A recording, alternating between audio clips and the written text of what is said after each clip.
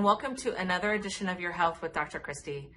My name is Dr. Christy Reisinger, and today I'd like to talk about loneliness.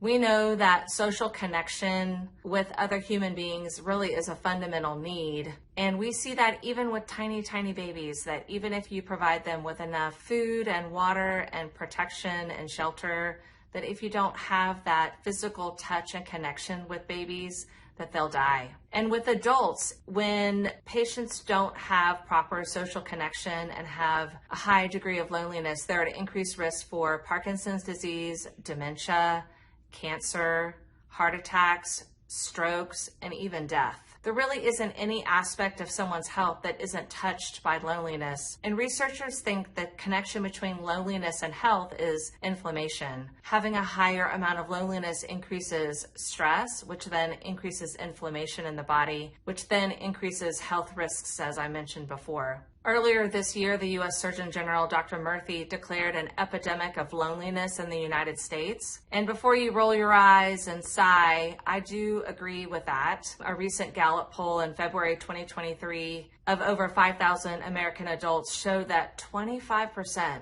of young adults 30 and younger felt lonely. And there are lots of other studies that have shown a connection between health and loneliness. But another recent study from the University of Glasgow of over 450,000 adults and following them for over a decade found that patients that never had a visitor and lived alone had a 39% greater risk of dying over the study period than those that received visitors every single day. Wow, that's just an incredible statistic. But the study found that even patients that just had a visitor one time a month dramatically decrease that risk of death.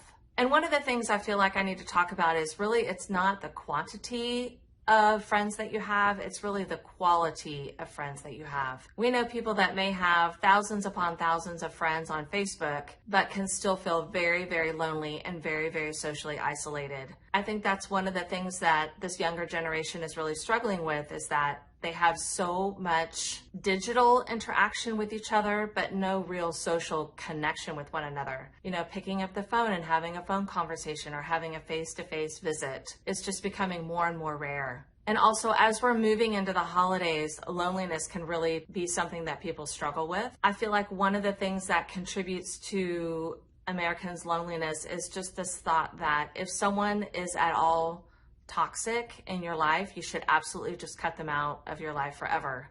And yes, while that is true for some relationships, I feel like the message has gotten a little bit overblown. As a Christian, I feel that reconciliation and forgiveness must be a part of any relationship. We all behave badly sometimes, and moving towards another person, even when they've hurt you, can be so beneficial and so healthy. Now, of course, there are always those relationships that are abusive, and that's not what I'm talking about. I'm talking about relationships that have gone through a period of hurt where someone just needs to reach out. If you're watching my video and you're estranged, or you haven't spoken with a friend or a loved one for a period of time, maybe this is your nudge to pick up the phone and reach out. I believe that we all should have 3 people that are close enough to call if something terrible or traumatic happens in our lives. You know, the ministry of presence can be so powerful when you've gone through something really awful. Even if you don't know what to say to somebody, just sitting with them and holding their hand can be such a powerful thing.